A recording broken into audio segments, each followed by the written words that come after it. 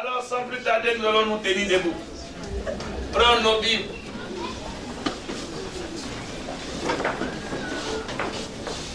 Je dis ce matin, il y a des élus parmi nous. Ceux qui comprennent l'esprit comprennent ce que l'esprit est en train de dire. Il y a des élus ce matin.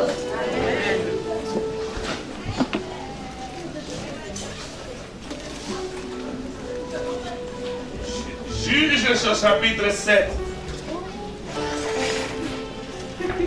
À partir de son verset 15, s'il te plaît. Juge chapitre 7, à partir du verset 15. Lorsque Gédéon eut entendu le récit du songe et son explication, il se prosterna, revint au camp d'Israël et dit: Levez-vous, car l'Éternel a livré entre vos mains le camp de Madian. Il divisa en 3 camps les 300 hommes, et il a remis à tous des trompettes et des cruches vides, avec des flambeaux dans les cruches. Il leur dit: Vous me regarderez, vous ferez comme moi. Dès que j'aborderai le camp, vous ferez ce que je ferai. Et quand je sonnerai de la trompette, moi et tous ceux qui seront avec moi, vous sonnerez aussi de la trompette tout autour du camp, et vous direz: Pour l'Éternel et pour Gédéon. Gédéon et les 100 hommes qui étaient avec lui arrivèrent aux abords du camp au commencement de la veille du milieu, comme on venait de placer les gardes. Ils sonnèrent de la trompette et brisèrent les cruches qu'ils avaient à la main. Les 3 corps sonnèrent de la trompette et brisèrent les cruches. Ils saisirent de la main gauche les flambeaux et de la main droite les trompettes pour sonner. Et ils s'écrièrent: Épée pour l'Éternel et pour Gédéon. Ils restèrent chacun à sa place autour du camp. Et tout le camp se mit à courir, à pousser des cris et à prendre la fuite. Les 300 hommes sonnèrent encore de la trompette. Et dans tout le camp, l'Éternel leur fit tourner l'épée les uns contre les autres. Le camp s'enfuit jusqu'à Beth-Shitta, vers Serera, jusqu'au bord d'Abel-Méola, près de Tabat. Les hommes d'Israël se rassemblèrent, ceux de Nephtali, d'Asser et de tout Manassé, et ils poursuivirent Madian. Gédéon envoya des messagers dans toute la montagne d'Éphraïm pour dire: Descendez à la rencontre de Madian et coupez-leur le passage des eaux jusqu'à Beth-Bara et celui du Jourdain. Amen. Prions le Seigneur pour la parole. Cette parole est certaine, édifie-nous au nom de Jésus. Amen. Veuillez vous asseoir s'il vous plaît. Que Dieu qui est Dieu vous bénisse. Alléluia. Alléluia. Je vous ai dit ce matin, nous avons les élus. Amen. Le mois de février, le Seigneur m'a mis à cœur vraiment de parler du mois de la stratégie de victoire. La stratégie de victoire. Comme je t'ai dit dimanche dernier, que nous parlerons des 7 principes de la victoire. Nous avons amorcé ce thème depuis le premier dimanche de l'année 2014. Et je pense que pour le résumer ou pour revenir en arrière, la première stratégie, sinon le premier principe pour remporter la victoire dans un combat aussi rude comme celui de Gédéon, c'était de faire comme Gédéon. Gédéon a dit: faites comme. Et je ne pense pas que Gédéon était à mesure de discuter longtemps avec le peuple parce que la guerre était déjà là. Et je voudrais que nous prenions 1 Corinthiens chapitre 14, le verset 16, juste pour faire un retour en arrière très bref. 1 Corinthiens chapitre 14, verset 16. Oui. Autrement, si tu rends grâce par l'Esprit, comment celui qui est dans les rangs de l'homme du peuple répondra-t-il à Non, s'il te plaît, 1 Corinthiens 4, 16. 1 Corinthiens 4. C'est moi qui vais dire. 1 Corinthiens 4, 16. 1 Corinthiens chapitre 4, verset 16. Oui. Je vous en conjure donc, soyez mes imitateurs. Oui. Pour cela, je vous ai envoyé Timothée, qui est mon enfant bien-aimé et fidèle dans le Seigneur. Alléluia. Il vous rappellera quelles sont mes voies en Christ, quelle est la manière dont j'enseigne partout dans toutes les églises. Merci. Verset 18. Quelques-uns se sont enflés d'orgueil, comme si je ne devais pas aller chez vous, mais j'irai bientôt chez vous, si c'est la volonté du Seigneur, et je connaîtrai non les paroles, mais la puissance de ceux qui se sont enflés. Merci. Alléluia. Paul nous rappelle d'être imitateur de Paul. L'apôtre, lorsqu'il écrit cette épître avec sérieux, et je vous ai dit dimanche que personne, aucun homme comme moi ne peut se mettre en colère. Mais bien au contraire, est résolu dans ce que Dieu lui a dit. Et pourquoi je vous appelle des élus? Parce que de vous partiront plusieurs serviteurs de Dieu. De vous partiront des femmes et des hommes qui craignent le Seigneur. Et je fais un rappel en disant, bien-aimé dans le Seigneur, si quelqu'un se retrouve dans notre église et qu'aujourd'hui il pense que c'est l'église qu'il a connue hier, il se détrompe. Qu'il se détrompe. Alléluia. Amen. Parce que nous avons un objectif, c'est de remporter la guerre. Ce n'est même pas de faire la guerre, mais c'est de la remporter. Contre tous les Madianites. Et pour cela, il faut que nous puissions être des soldats selon le Seigneur.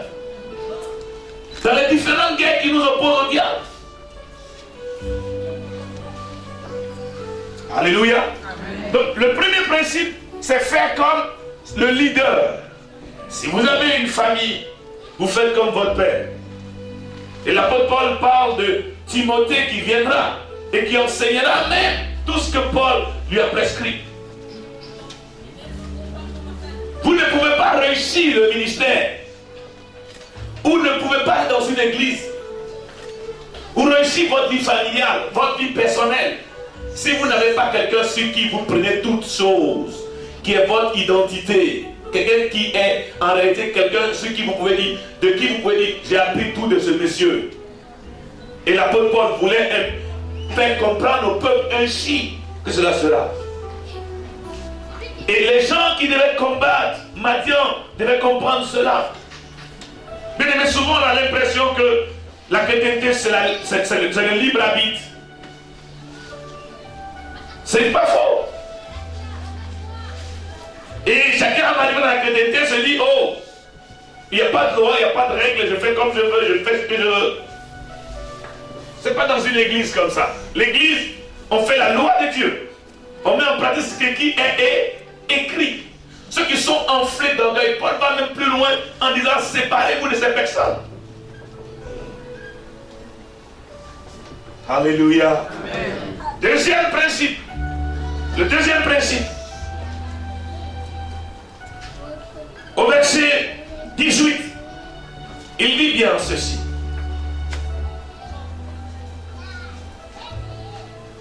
Le verset 18, voilà ce qu'il dit. Il dit, et quand je sonnerai de la trompette, moi et tous ceux qui seront avec moi, vous sonnerez aussi de la trompette, tout autour du camp, et vous direz, pour l'Éternel et pour Gédéon. Point d'exclamation. Quand je sonnerai de la trompette. Il y a quelqu'un ici ce matin, le Saint-Esprit est en train de me dire à quelqu'un, il y a quelqu'un parmi nous, pardon, qui a tout perdu. Tout. Quand je dis tout, Je parle de père, je parle de mère, je parle de famille en général. Et je parle de travail, je parle d'identité. Tu as perdu ton identité. Mais ce matin, tu retrouveras ton identité selon l'ordre de l'Éternel. Ma Bible dit que Gédéon donna un ordre. Il dit quand je sonnerai de la trompette. Bien aimé, le deuxième principe, c'est sonner de la trompette. Vous ne pouvez pas avoir la victoire si vous ne sonnez pas de la trompette. Mais qu'est-ce que ça dit? Sonner de la trompette veut dire quoi? Pourquoi Gédéon dit il faut qu'il sonne de la trompette? À quel moment sonne-t-on la trompette? Bien aimé, la trompette est sonnée bien souvent pour nous avertir. C'est pour nous Pardon? Pour nous avertir. C'est donner le coup d'envoi si vous voulez. Là, on sonne la trompette pour donner le coup d'envoi. Ça, c'est le premier principe de sonner la trompette. Je dis quand je sonnerai la trompette. Et voyez-vous bien aimé dans le Seigneur, ce n'est pas à n'importe quel moment la trompette sonnera. Lorsque Dieu sonne la trompette, allez-y dans la Bible, vous allez voir à quel moment il y a eu la trompette qui a sonné. Il y a eu des trompettes qui ont sonné. Ce n'est pas seulement le temps de Gédéon. Prenez vos Bibles dans Josué chapitre 6, verset 4 à 5, s'il te plaît.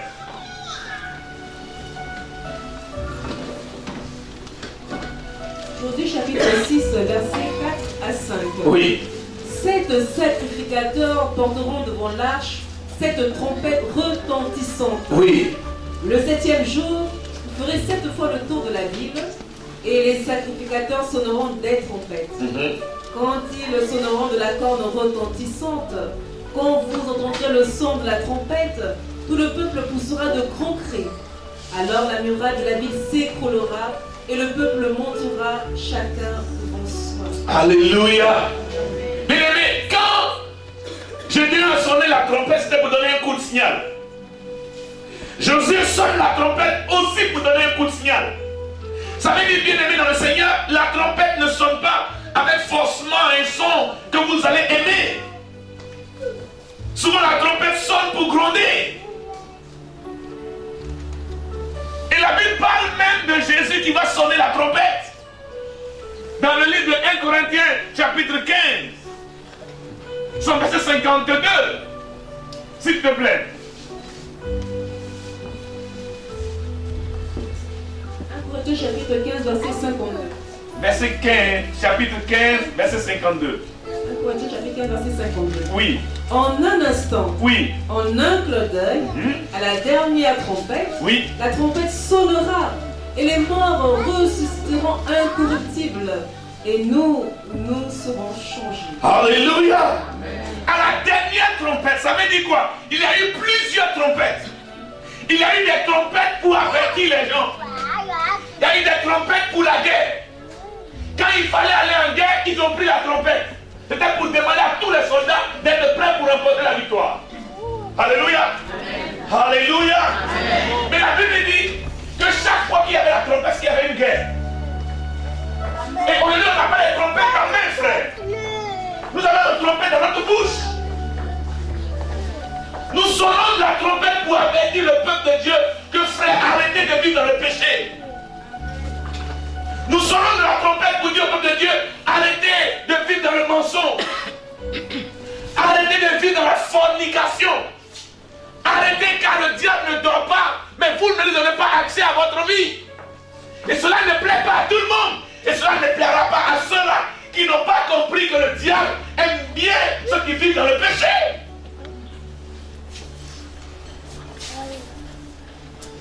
Quelqu'un comprend ce que je fais comprendre? La trompette sonne pour t'avertir. Quand Dieu se met en colère, quand Dieu commence à parler à son peuple, il dit un instant, il dit arrête de vivre dans ta manière de vivre. Dieu te dit, il sonne la trompette pour te dire, il faut arrêter. Ça te dit non, je n'arrête pas, je vais continuer. Alléluia. Amen. Mais tu vas continuer, c'est bien beau. Mais il y a une dernière trompette qui sonnera. Cette trompette, c'est pour enlever l'église. Est-ce que quand ça sonnera, tu seras là? Bien aimé, nous venons à l'église pour devenir parfaits, pas pour devenir imparfaits. Nous venons à l'église pour plaire à Dieu, pas pour nous plaire ou plaire à notre pasteur. Nous venons à l'église pour être un modèle, pas devenir le modèle, le top modèle du monde. Nous devenons le modèle que Jésus-Christ a pris la peine de donner sa vie pour que tu sois transformé. Et quand la trompette sonne, c'est pour ta vie. Avant que tu quittes ta vie de péché, que tu deviennes une nouvelle création. La trompette, je dis si elle sonne la trompette, c'est que la guerre va commencer. Et la victoire est à portée des mains. Mais quand Dieu sonne la trompette dans la méthode, oh, les gens disent, oh, le pasteur il est fâché. C'est pas la colère. Dieu sonne la trompette pour nous dire, arrêtons de vivre comme nous vivons hier. Arrêtons de nous amuser. Alléluia. Alléluia. La trompette va sonner ce matin. Amen. Amen. Amen. Dieu dit quand tu aimes dormir là, arrête de dormir. Quand tu aimes t'amuser, arrête de t'amuser. J'ai dit quand je sonnerai de la trompette, vous aussi levez-vous. Ce matin, Dieu veut quelqu'un qui va entendre la trompette et qui va avertir sa famille.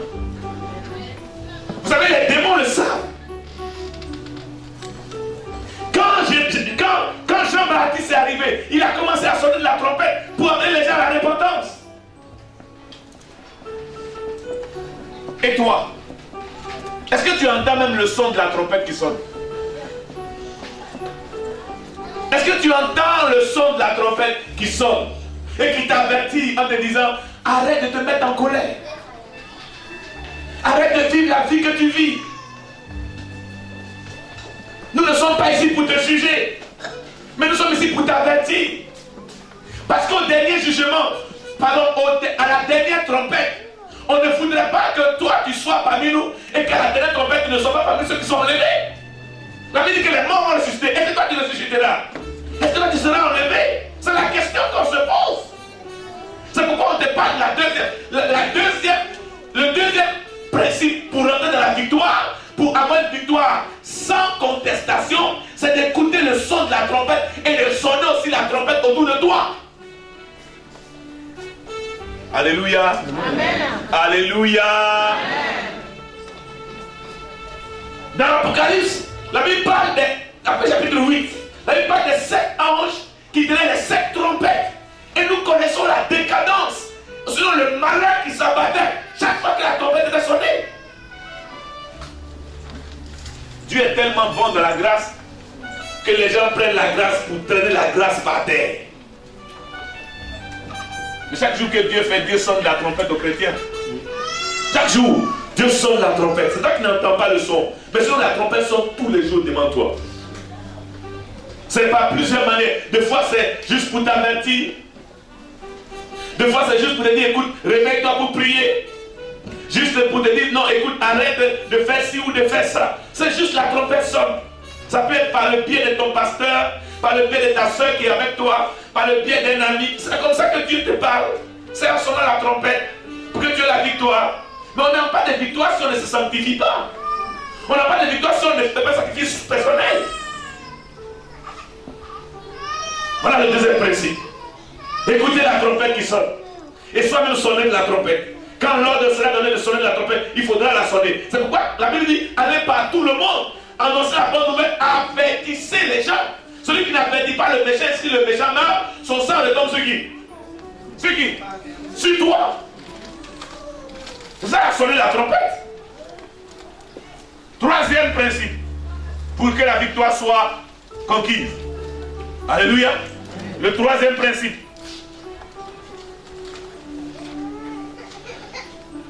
Gédéon a dit, brisez les cruches. Première chose, faites comme moi. N'est-ce pas? Alléluia. Si je vis dans la sanctification, vivez dans la sanctification. Si je mens, mentez. Si je vole, volez. Il n'y a pas de non. Frères, ne sommes pas les prédicateurs de l'ancien temps que nous avons nous autres côtoyés. qui ont dit faites ce que je vous dis, mais ne m'imitez en rien, ne faites pas ce que je fais. Ça, ce n'est pas de la prédication. Il faut démissionner. Il faut démissionner. Si j'ai une petite, ayez aussi des petites. Et si vous n'avez pas de petites, n'ayez pas de petites. Vous savez pas les femmes, non, c'est ce que je vous ai dit dimanche. Et puis les gens, il y a des gens qui ont dit oh, parce que c'est fort. C'est pas fort, c'est ce qui est vrai. Dis amen, je continue. Amen. Mais ceux qui ont les petites et qui on ne connaît pas là, il faut qu'on règle leur cas. Dites-leur, amenez vos petites là dans la lumière, en plein jour. Et je suis allé plus loin en vous disant, frère, il y a des arcans parmi nous. Arcans, c'est ceux qui font des choses et puis on ne connaît pas. Et ça met en difficulté toute l'église. Nous sommes tous en difficulté à cause d'une seule personne, elle qui pratique des choses infâmes. Des choses ignobles. Des choses que nous on ne voit pas. Mais elle fait ça dans les cachets, des cachotteries. Et on la salue, elle sourit avec nous, mais en réalité, elle vient de manger. Et comme la donnée là, on essuie la bouche, elle a essuyé la bouche. Sa bouche est bien propre comme la nôtre, mais elle vient de manger. Elle sait ce qu'elle a mangé. On ne veut plus des gens comme ça parmi nous. Amen. Si vous mangez, que Dieu vous dévoile et qu'on voit votre nourriture pleinement. Amen. Alléluia. Deuxième chose, sonnez la trompette. Quand on va lui prendre la trompette, il dit, si tu peux me faire un son de trompette, c'est possible? Vas-y, s'il te plaît.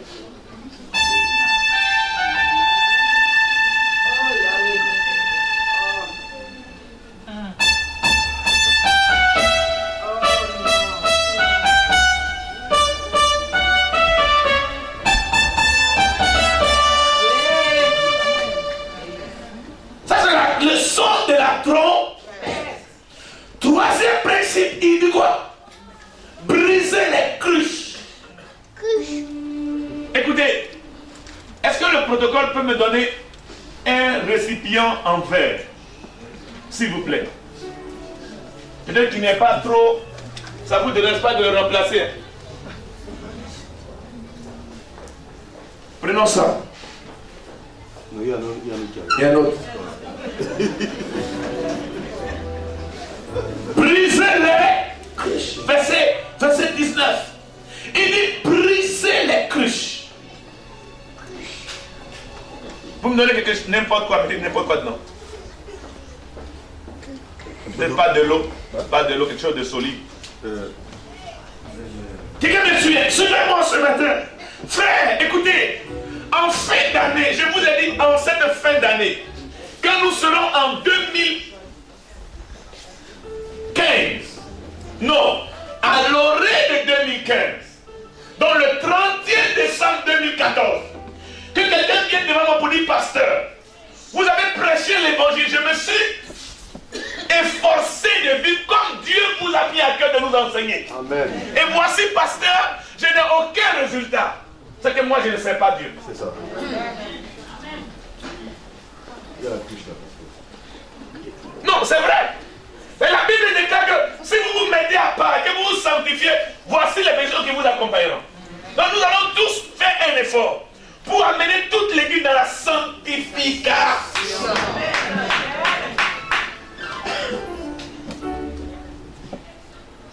Brisez-les. La cruche vient de se briser. Qu'est-ce qui s'est passé? Ce qui est à l'intérieur est récupéré.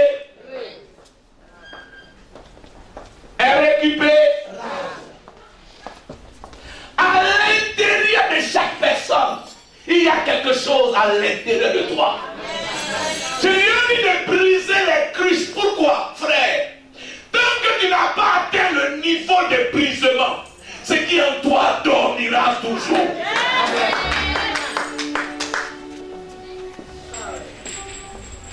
Dans les cruches, la Bible nous compare à des vases. Nous sommes tous des vases. Bravo. Il dit il y a des vases fils, des vases de terre, et il y a des vases d'ornement. Et il y a des vases, frères, que nous sommes des symboles de vases. J'ai brisé ce verre. Et Excusez-moi, il faut qu'il y ait forcément une démonstration pour que vous compreniez ce que je vais vous enseigner. On est d'accord? Ce verre a été brisé. Ah, si ce verre était fermé, vous comprendrez mieux. Parce qu'en le brisant, la pochette à l'intérieur, je peux récupérer la pochette. Et beaucoup d'entre nous ne sont pas encore brisés. C'est pourquoi vous allez leur parler, ils ont encore en eux l'orgueil. Ils ont encore en eux cet état de la vie. Parce que tu es un vase que Dieu veut briser. Si Dieu voulait aller en guerre pour remporter la victoire, tu ne peux pas remporter la victoire si tu n'es pas brisé. C'est celui qui est brisé qui est humble. Or, Dieu ne travaille qu'avec les hommes humbles. Je dis, on dit briser les cruches. En fait, détruisez. Quand vous soyez brisés, acceptez de ne plus être vous. Soyez des gens avec qui Dieu peut être capable de travailler. Amen.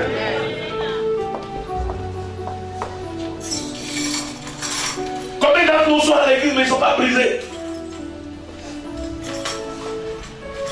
Combien sont là mais ils ne sont pas brisés? Là, ils sont là, ils sont eux-mêmes et ils ne sont pas brisés. Même s'ils ne sont pas brisés, mais ils ne sont même pas brisables. Parce qu'on peut être brisé, on peut ne pas être brisé, mais on peut être brisable. Oh, il y en a qui ne sont même pas brisables. Dis amen, je continue. Amen. Regarde le verre, quand j'ai laissé le verre, il s'est brisé. Oh, toi, quand il va te laisser, il va même te laisser encore plus dur qu'avant. C'est pourquoi dans les problèmes spirituels, frère, écoutez, les démons sont prêts à partir.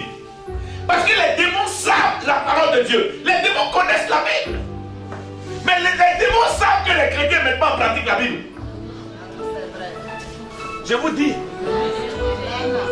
J'ai prié pour une personne un jour. Et la personne, le démon dit au démon sort. Le démon dit tu me chasses. Elle-même m'a appelé. Il faut lui dire de me laisser. Il dit mais toi ma soeur, laisse. Elle dit pasteur, je suis prêt à partir. Le démon me dit je suis prêt à partir. Mais elle ne veut pas me laisser. Je dis pourquoi? Il dit pasteur, tu pries là, dès que je sors, elle ne va me récupérer dehors. Je dis comment? Elle dit demande-lui. Demande. Je demande au cas, qu'est-ce que tu fais? Non, pasteur, ma mère m'avait donné des amulettes. C'est encore chez moi. Mais tu as les amulettes là, on prêche depuis ici sur les amulettes. Tu laisses pas. Voyez-vous des gens comme ça? Et la pauvre sœur Rosie, elle prie comme si quelqu'un qui ne dort plus. Mais c'est pas parce que les démons vont sortir. Mais c'est toi-même qui est ton problème. Mais tu ne refuses d'être brisé. Et ce matin, on va te briser. Ce matin, tu vas être brisé. 2 Corinthiens chapitre 4.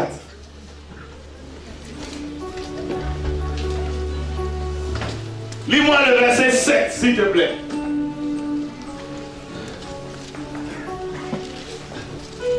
Corinthiens chapitre 4, verset 7. Oui. Nous portons ce trésor dans des vases de terre, afin que cette grande puissance soit attribuée à Dieu et non pas à nous. Nous sommes oppressés de toute manière, mais non réduits à l'extrémité, dans la détresse, mais non dans le désespoir, persécutés, mais non abandonnés, abattus, mais non perdus. Portons toujours avec nous dans notre corps la mort de Jésus, afin que la vie de Jésus soit aussi manifestée dans notre corps.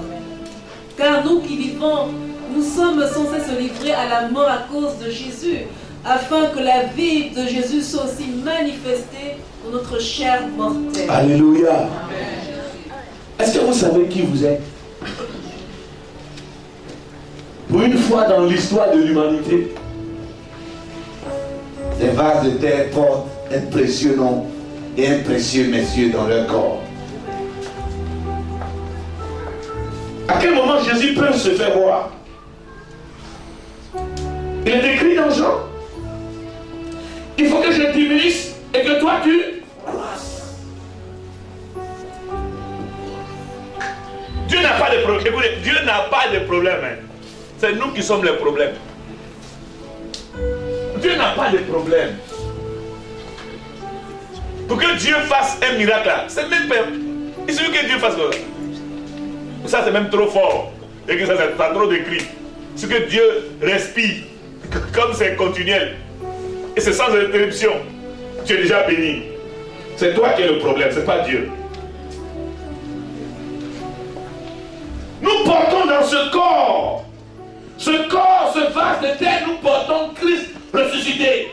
Mais comment doit-il se faire voir s'ils ne sont pas brisés? Nous devons être brisés.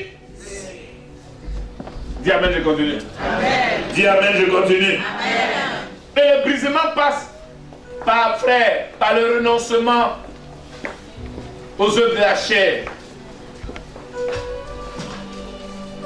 Le brisement, tu dois l'avoir en toi. En faisant que la volonté de Dieu, non ta volonté. C'est ça le brisement. C'est-à-dire que nous devons faire la volonté de Dieu.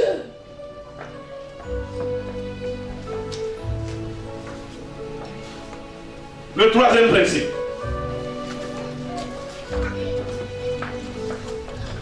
C'est le troisième principe. Briser les cruches. Sinon, devant la guerre, écoute-moi, le diable est un perfectionniste. Quand tu vas arriver, tu commences à dire Satan sort. Le diable dit, toi tu me chasses avec quelle autorité? Tu vas lui dire non, parce qu'il va dire je ne te connais pas. Les sorciers que vous voyez là, ils connaissent tout de nous. Et souvent on prie, le sorcier dit, t'as prié là, je sais de quoi il s'agit. Vous n'avez jamais vu quelqu'un vous dire, je connais la Bible plus que toi. Vous n'avez jamais vu les gens qui vous disent ça? Écoutez, les intellectuels maçons là, les maçonniques là, ils lisent la Bible plus que nous. Nous on ne lit même pas la Bible. Et souvent ils peuvent te dire, ce que tu dis là, je connais ce que ça veut dire. C'est pourquoi un maçon, un jour a dit à un pasteur, pasteur, si vous êtes pauvre, ce n'est pas votre Dieu, c'est vous-même qui voulez être pauvre. Un pasteur. Parce que votre Bible nous révèle tout. Et nous, on se base dessus pour aller de l'avant. Vous basez dessus pour vous reculer. Dites à un maçon, à genoux toi ici, pendant 24 heures. Le maçon va être à genoux pendant 24 heures. Dites à un chrétien, mets-toi à genoux pendant 1 heure. La première seconde, il s'est levé. Bravo. Je demande bravo. Les gens de ce monde-là, ils sont prêts à respecter ce que nous-mêmes, nous avons. Et nous, là, on fait tout pour ne pas respecter ça. Frère, brisons nos cruches. Notre or. Quatrième principe. Vous serez victorieux si vous comprenez ce message. C'est pourquoi je vous parle des élus ce matin. Je demande au quatrième, il dit saisissez vos lampes, saisissez vos torches. N'est-ce pas? Le verset 20. Je demande, saisissez vos verset 20. Il dit ceci. Il dit les 3 corps sonnaient de la trompette et brisaient les cruches. Il saisit à la main gauche les flambeaux et à la main droite les trompettes. Frères et sœurs, où est ton flambeau? Il faut saisir la torche. Je vous ai expliqué dimanche pourquoi, n'est-ce pas? Pourquoi Dieu a pris 300 personnes et il n'a pas pris les autres, n'est-ce pas? Je vous ai dit pourquoi est-ce qu'il faut prendre, n'est-ce pas, l'eau avec la langue et avoir l'arme à la main, n'est-ce pas? Vous avez déjà vu l'armée former ses militaires dans ce monde. Pourquoi on ne les forme pas en haut? On les forme toujours en train de ramper. En camp ennemi, si tu es debout, on va te tuer. Tu es obligé de marcher en rampant, en l'arme à la main. N'est-ce pas? On est d'accord? Mais vous n'avez jamais vu ça. Vous n'avez jamais vu ça? Vous n'avez jamais vu ça, n'est-ce pas? Donc Dieu dit, dis-leur de prendre la lampe à la main. Pourquoi? Le quatrième principe, c'est la lampe. C'est la torche. Comment devant un ennemi, Dieu demande que Gédéon, les gens sautent dans la nuit. Gédéon, s'ils ont des lampes, ils vont vous voir, ils vont vous tuer. Gédéon dit non, prenez des lampes, allumez vos flammes. Tenez la trompette à une main, l'autre tenez vos lampes pour éclairer. Pourquoi? Alors que c'est la guerre, les ennemis vont les voir. Frère, il faut avoir la révélation pour comprendre. C'est trop important.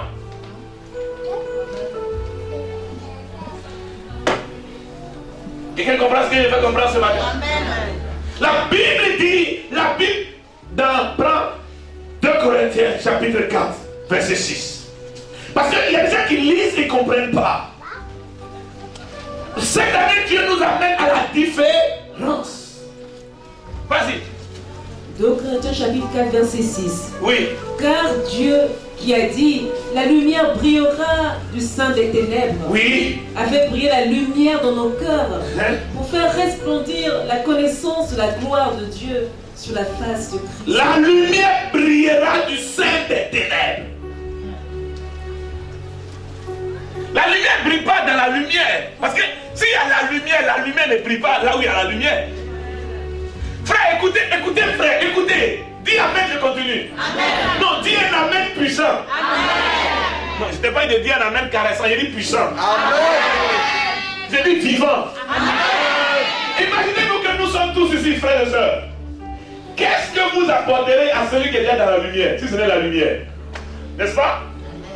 La lumière brillera du sein des ténèbres.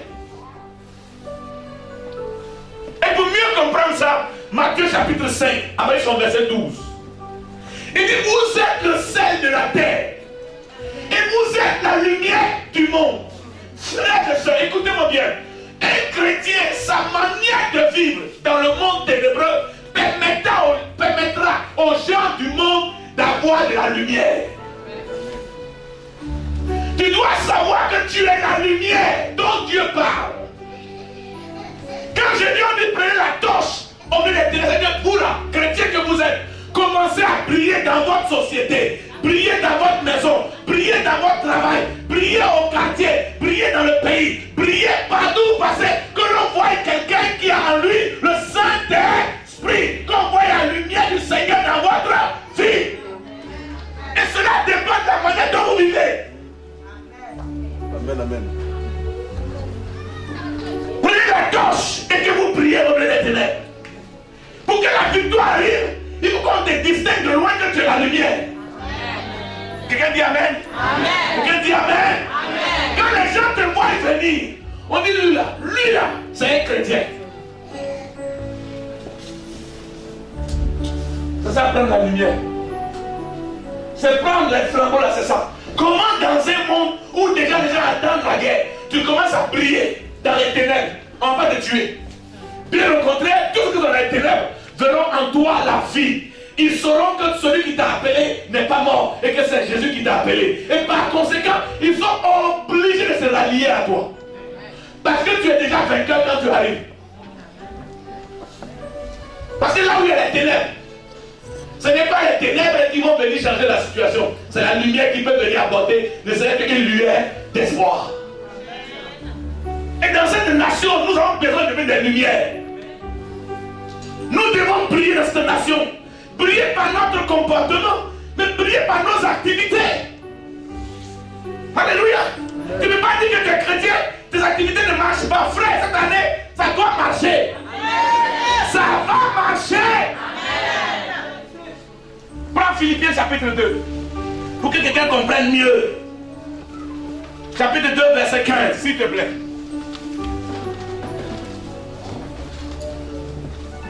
Philippiens chapitre 2 verset 15. Oui. Afin que vous soyez irréprochables. Vous soyez irréprochables, frère. On ne doit rien nous reprocher.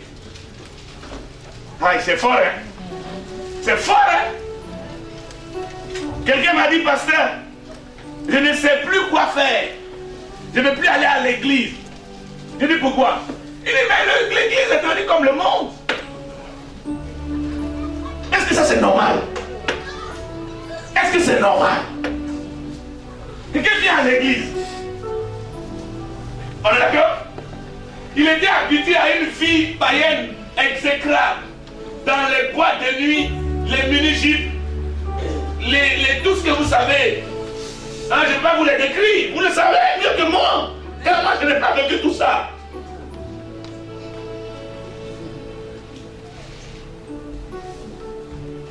Les ongles qui font peur, les faux ongles, les faux cheveux.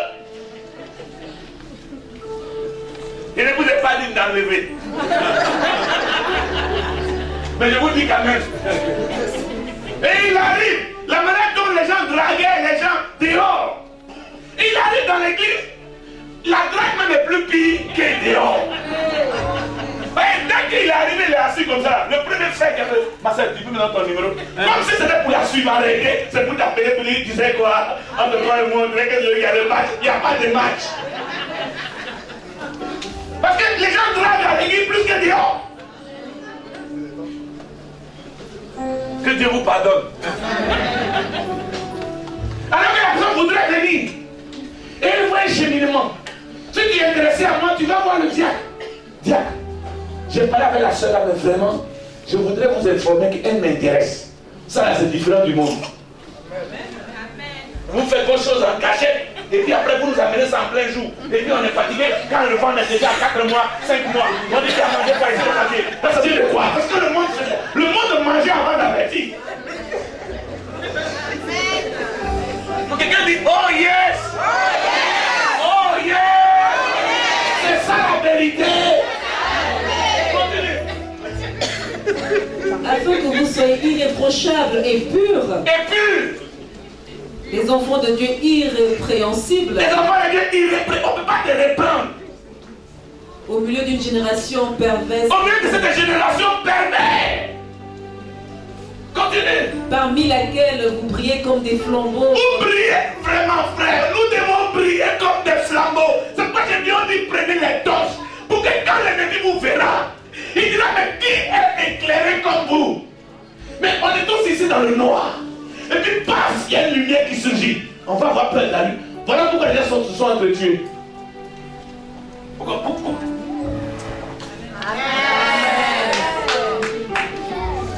La stratégie des guerres. Première chose, il faut faire comme moi. Deuxième chose, il faut faire quoi? Il faut faire quoi? Sonner là. Avertis les méchants dans ta maison. Dis à tes enfants, dis à tes parents, dis à tout le monde. Répentez-vous, sonnez la trompette. Car Jésus ne vient pas bientôt. Jésus vient maintenant. Non, Jésus ne vient pas bientôt. Il vient maintenant. C'est maintenant le retour de Christ. Il est proche. Quelqu'un comprend? Deuxième chose. Troisième. Brisez les cruches. Que de ton galon que tu as. Oh, moi, je n'ai pas le. Moi, je suis un passe. Moi, je suis déjà à l'église il y a longtemps. Je suis à l'église. Je vais distribuer les flyers pour toi. Parce que toi, tu te fous déjà. Parce que toi, même l'adresse te manque de moi. Moi, j'allais évangéliser. Et j'allais m'arrêter au micro pour dire aux gens, tu sais quel diplôme j'ai? J'allais dire aux gens, Jésus vous aime. Parce que quand je me réveille comme ça, vraiment, ça te ressemble pas. Parce que faut chercher quelqu'un d'autre. Parce que moi, j'ai pas le temps. Parce que moi, je suis occupé. Ça, ta cruche doit être brisée.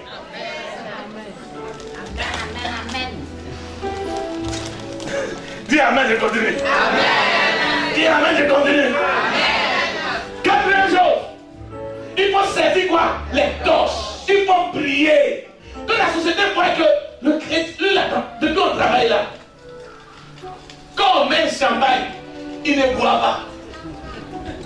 Viens, il dit je suis enfant de Dieu. Oh frère, on n'a même pas encore servi, frère, quand t'as pris la bouteille. Il a ouvert.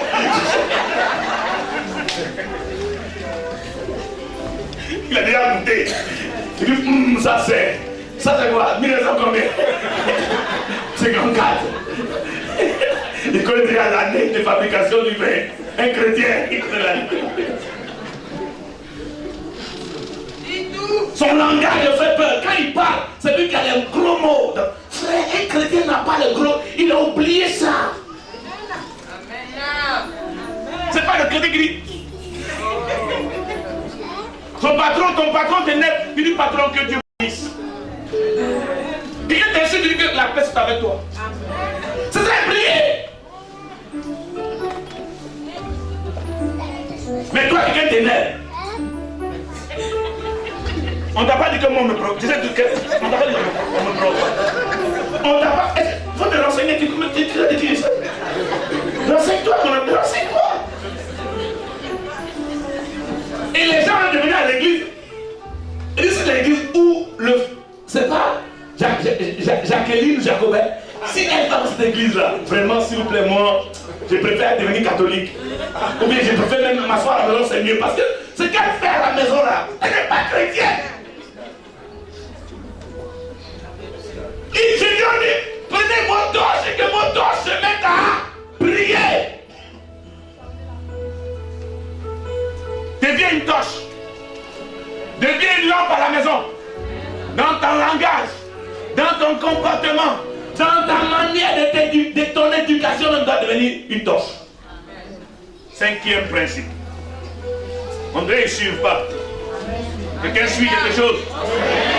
Alléluia. Ah, je vais m'arrêter là. Non, je dois m'arrêter. Je suis moi-même tenu au principe. Donc dimanche, on va continuer dimanche prochain. N'ayez pas peur, on va continuer. Acclamons le Seigneur.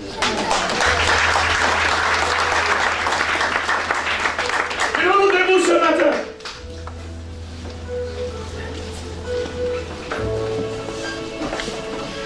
Alléluia.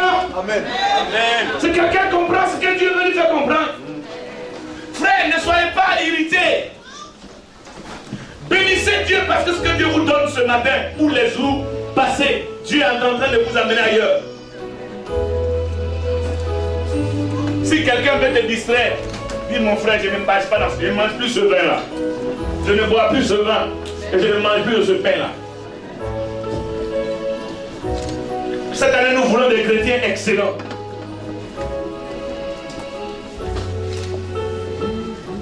Nous sommes déjà à 5 près. C'est ça, non? Nous avons 4. C'est le 5e on devait voir tout à l'heure. Amen. Il y en a 5. Il reste 2. C'est pas nous, il reste 3. Je vous les donnerai. Tu vas te tenir debout. As-tu sonné la trompette? Ta famille est-elle devenue chrétienne à cause de toi? Ou ne l'est-elle pas encore?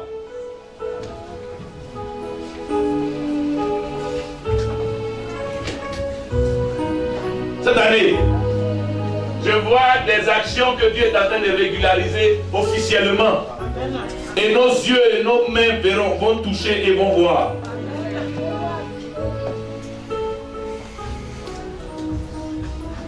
Cette année, je vois des serviteurs, des servants de Dieu que Dieu est en train d'appeler, mais dans une sélection parfaite.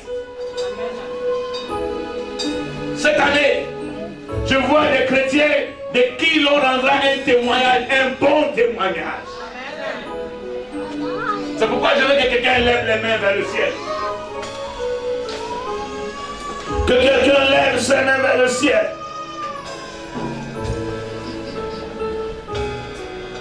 Oh God, c'est toi qui m'as parlé. Je dormais quand tu t'es révélé à moi. Et tu m'as montré cette salle qui ne pouvait plus contenir du monde. Et tu m'as montré des chrétiens d'une exception glorieuse. Je voyais une église pleinement bénie, Seigneur. Et je me disais, mais quel était le secret? Tu m'as dit le secret, c'est qu'ils ont commencé à avoir la crainte de Dieu.